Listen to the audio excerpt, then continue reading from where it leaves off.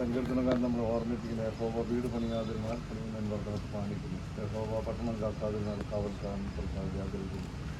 തമ്പുരാന്റെ പരിശുദ്ധമാകുന്ന തിരുനാമത്തെ ബഹുമാനിച്ച് ആദരിച്ച് ഈ ഭവനത്തിന് അടിസ്ഥാന കൽപ്പശിലയിട്ടു. അടിസ്ഥാനശിലയിട്ടതായ ഈ ഭവനം ഇത്രത്തോളം പൂർത്തീകരിപ്പാൻ ദൈവം സഹായിച്ചു. ഇന്ന് ഈ പരിശുദ്ധമാകുന്ന തൃക്കരങ്ങളാൽ ഈ കൂദാശ ചെയ്യപ്പെടുന്ന സമയത്ത് ദൈവത്തിൻ്റെ ദിവ്യമായ സാന്നിധ്യം നമുക്ക് ഈ ഭവനത്തിൻ്റെ കൂദാശ കർമ്മത്തിലേക്ക് ക്ഷണിച്ചുകൊണ്ട് ദൈവസന്നിധിയിൽ എല്ലാ അനുഗ്രഹങ്ങൾക്കും ഞാൻ തമ്പുരാന് നന്ദി സമർപ്പിച്ചുകൊണ്ട് ഈ ഭവനത്തിൻ്റെ താക്കോൽ പിതാവിനെ ഏൽപ്പിക്കുന്നു.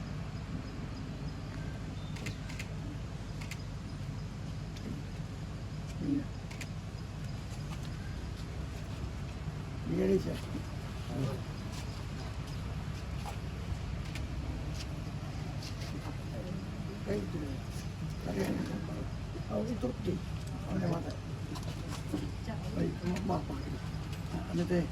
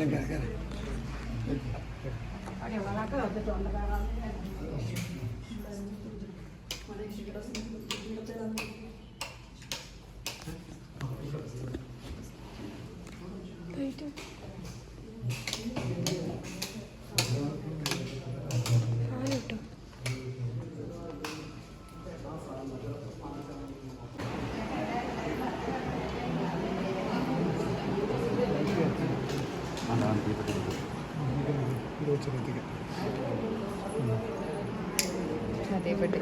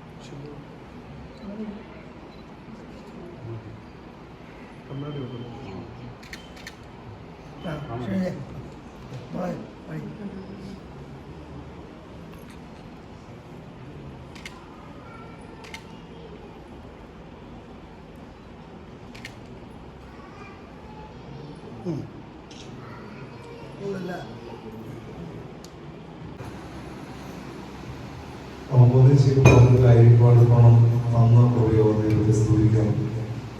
പ്രത്യേകിച്ച് ഷിരോജിന് വേണ്ടിയിട്ട് ഒരു ഭവനം പണിയുവാൻ സ്വപ്നം അത് ഇന്ന് വർഷങ്ങളായിട്ടുണ്ടായിരുന്ന ആ സ്വപ്നത്തിന് ദൈവം അത് പൂർത്തീകരിച്ച് നൽകിയിരുന്നു. അങ്ങനെ പൂർത്തീകരിച്ച് നൽകുന്നതായ സമയത്ത് ഇപ്പോഴത്തെ ദൈവത്തെ വിളിച്ചുകൊണ്ട് ഈ കൂദാശ ആരംഭിക്കുമ്പോൾ നമ്മുടെ ജീവിതത്തിലെ ഓരോ സന്തോഷത്തിനും നിദാനമായ ദൈവമാകുന്നു.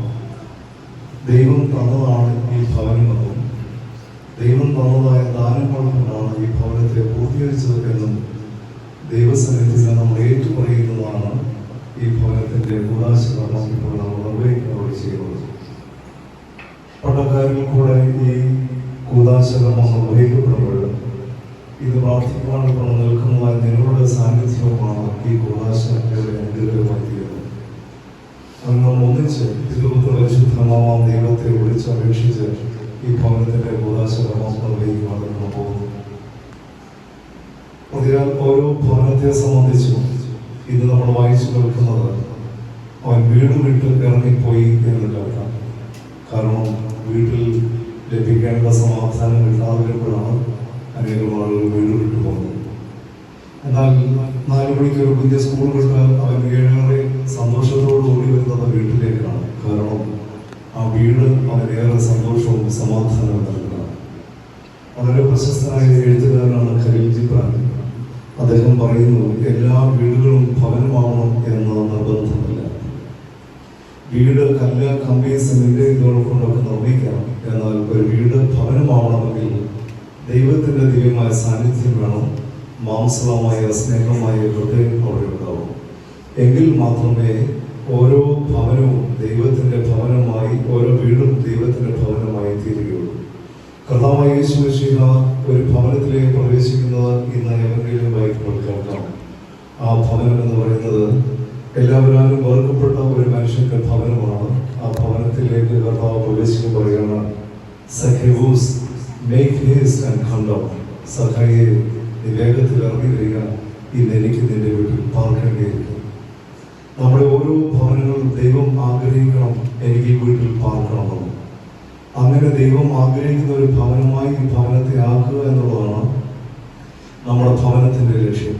അങ്ങനെ നമ്മുടെ ഭവനത്തിൽ ദൈവം പാർക്കണമെന്നും ആഗ്രഹിക്കുന്നു എന്നതിൽ ആ ഭവനം എങ്ങനെയുള്ള ഭവനമായിരിക്കണമെന്നും ഇപ്പോൾ വായിക്കാൻ പോകുന്നതായ പ്രവ്യൂരിൽ നമ്മോടെ ഒരു ഭാരത്തോടെ, ആത്മഭാരത്തോടെ ആ കൂടെ നടക്കുന്ന മനുഷ്യൻ ക്ലെയോപ്പാവിന്റെ സ്നേഹിതനോട് ചോദിക്കുന്നു, നീ യെരൂശലേമിൽ നടന്ന കാര്യങ്ങൾ ഒന്നും അറിഞ്ഞുകൂടെയോ, നിനക്ക് അറിഞ്ഞുകൂടെയോ എന്ന് ചോദിക്കുക. കൂടെ നടക്കുന്ന നമ്മുടെ ഭവനത്തിലുള്ള നമ്മുടെ മക്കൾക്ക് പോലും ക്രിസ്തുവിനെ കുറിച്ചുള്ള ഒരു പരിജ്ഞാനവുമില്ലെന്നൊരു ഭവനമായിട്ടും ഇത്രയും വലിയൊരു ഭവനം വളർന്നിട്ടും പ്രയോജനമില്ലെന്നുള്ള കാര്യം നാം അറിയണം. നമ്മുടെ കൂടെ നടക്കുന്നത് ആരാണോ ആ ആൾ ക്രിസ്തുവിനെ കുറിച്ച് അറിയുക എന്നുള്ളത് ഏറെ വലിയൊരു ആത്മഭാരമായി നമ്മുടെ ഹൃദയത്തിൽ ഉണ്ടാവണം. അങ്ങനെ ഒരു ആത്മഭാരം ഈ ഭവനത്തിൽ ഷിനോജനുണ്ടാവണം, ഷിനോജന്റെ സഹധർമ്മിണിക്കുണ്ടാവണം, അപ്പായിക്കുണ്ടാവണം, അമ്മയ്ക്കുണ്ടാവണം, എല്ലാവർക്കും ഉണ്ടാവണം. അങ്ങനെ ഒരു ആത്മഭാരം എൻ്റെ കൂടെ നടക്കുന്ന, എൻ്റെ കൂരക്കീഴിൽ താമസിക്കുന്ന എൻ്റെ മക്കൾക്കെന്ന പോലെ തന്നെ എൻ്റെ ദേവാലയത്തിൽ പ്രിയപ്പെട്ടവർക്കൊക്കെ ക്രിസ്തുവിനെ അറിഞ്ഞുകൂടാ എങ്കിൽ ഒരു ആത്മഭാരം നമ്മുടെ മുന്നിൽ ഉണ്ടാവണം. അങ്ങനെ ഒരു ആത്മഭാരം ഉണ്ടാകുന്ന മനുഷ്യർ സന്ധ്യാസമയമാകുന്ന സമയത്ത് അവർ പറയുകയാണ്, ഈ സങ്കട കൂടാരങ്ങളിലേക്ക് നീ വന്നത് പാർക്കുമോ? അങ്ങനെയാണ് ക്രിസ്തു അവരുടെ ഭവനത്തിലേക്ക് വീണ്ടും പ്രവേശിക്കുന്നത്. എന്നിട്ട് ഭക്ഷണം കഴിക്കുന്നതായ ഊട്ടുമേശയിൽ വെച്ച് അവൻ അപ്പം എടുത്ത് മുറിക്കുമ്പോൾ അവർ കാണുകയാണ് ആ മുറിക്കുന്നവൻ ക്രിസ്തുവാകുന്നത്. അങ്ങനെ നമ്മുടെ ഭവനങ്ങളിലെല്ലാം ക്രിസ്തുവിന്റെ സാന്നിധ്യമുള്ള ഭവനമായി മാറണം. ക്രിസ്തുവില്ലാത്ത ഒരു ഭവനം ഉണ്ടാവരുത്. ക്രിസ്തുവിന്റെ സാന്നിധ്യമുള്ള ഭവനമാണ്. ജെറുസലേമിൽ ചെല്ലുമ്പോൾ ഒരു കാഴ്ച കാണുകയാണ്. ആ കാഴ്ച എന്ന് പറയുന്നത് ആ യെരൂശലേമിലെ ഭവനങ്ങൾക്കെല്ലാം വലിയ സെക്യൂരിറ്റി പ്രൊട്ടക്ഷൻ വെച്ചിരിക്കുകയാണ്. നമ്മുടെ വീടുകൾക്കെല്ലാം നമ്മുടെ ഹൃദയത്തിൽ ഉണ്ടാവട്ടെ. ആത്മഭാരമുള്ളതായ മനുഷ്യൻ പുറത്തേക്ക് ഇറങ്ങുമ്പോഴും ദൈവവിചാരം ഉണ്ടാകും, അകത്തേക്ക് വരുമ്പോഴും ദൈവവിചാരം ഉണ്ടാകും. ആ ദൈവവിചാരമാണ് സങ്കീർത്തനക്കാരൻ എന്നും നമ്മളെ ഓർമ്മിപ്പിച്ച് നമ്മൾ ശാന്തമായി കിടക്കുവാൻ പറഞ്ഞു ചെല്ലുന്നതായ സങ്കീർത്തനം. ആ സങ്കീർത്തനത്തിൽ ഓർമ്മിപ്പിക്കുകയാണ്, അവൻ നിന്റെ ഗമനത്തെയും നിന്റെ ആഗമനത്തെയും ഇന്നു മുതൽ എന്നേക്കും പരിപാലിക്കും. ആ പരിപാലകൻ ഈ ഭവനത്തിലുണ്ട് എന്നുള്ള ബോധ്യത്തോടുകൂടെ ശാന്തമായി ദിവസത്തിലായിരിക്കാൻ ഈ ഭവനത്തിലെ പ്രിയ മക്കൾക്ക് ദൈവം സഹായിക്കട്ടെ എന്ന പ്രാർത്ഥനയോടെ നിർത്തുന്നു. ദൈവം അനുഗ്രഹിക്കട്ടെ. ദൈവത്തിനുണ്ടായിരിക്കട്ടെ. ഭവനക്കാരുടെ ക്ഷണം സ്വീകരിച്ച് ഈ ഭവനത്തിലേക്ക് കടന്നു വന്ന ഏറെ വന്യനായ ബെഞ്ചമിൻ റോളാച്ചൻ, ഏറെ ബഹുമാനപ്പെട്ട കെ വി ജോണച്ചൻ, ജുബിനച്ചൻ, ബിജിയച്ചൻ, എല്ലാ വൈദിക ശ്രേഷ്ഠരെയും ഈ ഭവനത്തിലേക്ക് സ്വാഗതം ചെയ്യുന്നു. സാന്നിധ്യങ്ങളോടെ ആയിരിക്കുന്ന എല്ലാ പ്രിയപ്പെട്ടവരും ഈ ഭവനത്തിന് വേണ്ടി, ഭവനക്കാർക്ക് വേണ്ടി ഈ അവസരത്തിൽ പ്രാർത്ഥിക്കേണ്ടതാണ്. ഇപ്പോൾ 127 സങ്കീർത്തനം വായിക്കുകയും അതിനുശേഷം ഭവന ശുദ്ധീകരണം ആരംഭിക്കുകയും ചെയ്യും. 127 സങ്കീർത്തനം. യഹോവ വീട് പണിയാതിരുന്നാൽ പണിയുന്നവർ വൃഥ അധ്വാനിക്കുന്നു. യഹോവ പട്ടണം കാക്കാതിരുന്നാൽ കാവൽക്കാരൻ വൃഥ ജാനിക്കുന്നു. നിങ്ങൾ അധികാരത്തിരുന്നിരിക്കുന്നവരും താമസിച്ച് കിടപ്പാൻ പോകുന്നു. കഠിന പ്രയത്നം ചെയ്ത് ഉപജീവിക്കുന്ന വ്യക്തമത്രേ. തന്റെ പ്രിയനോ അവന് തുറക്കത്തിൽ കൊടുക്കുന്നു. മക്കൾ യഹോവ നൽകുന്ന അവകാശവും ഉദരഫലം തരുന്ന പ്രതിഫലവും തന്നെ. വീരന്റെ കയ്യിലെ അസ്ത്രം എങ്ങനെയോ അങ്ങനെയാകുന്നു യൗവനത്തിലെ മക്കൾ. അവയെ കൊണ്ട് തന്റെ ആവനാഴികൾ ചെയ്യുന്ന പുരുഷൻ ഭാഗ്യവാൻ. നഗരവാദത്തിൽ വെച്ച് ശത്രുക്കളോട് സംസാരിക്കുമ്പോൾ അങ്ങനെ അവർ ബന്ധിച്ചു പോകില്ല. ദൈവമേ സുഖയോഗ്യമോ നോദാലക്കുമോ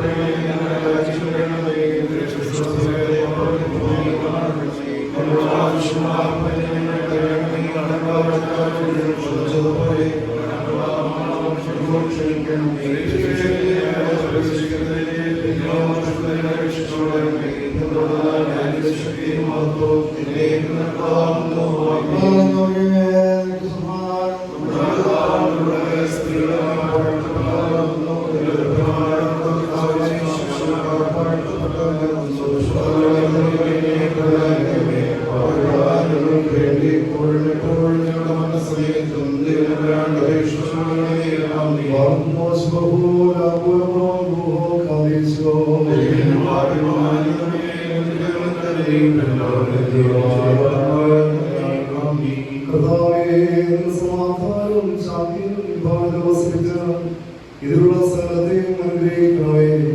ഇതിനെ വരവ് ചേർത്തിനും ഇതിലുള്ള വിവാദമായി തീരുമാനമാകണമേ.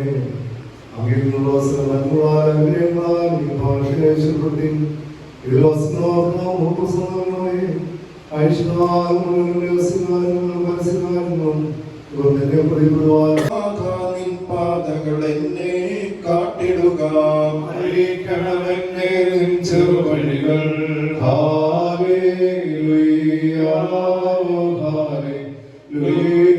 നേരിൽ നയിച്ചെന്നെ പരിശീലിപ്പിക്കാം.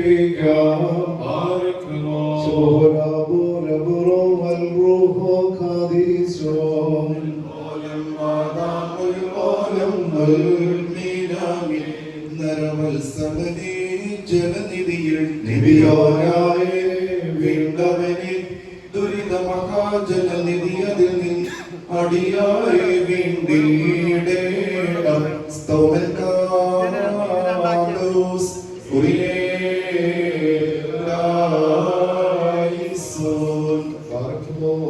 എല്ലാവരും പ്രാർത്ഥിച്ച സ്തോത്രവും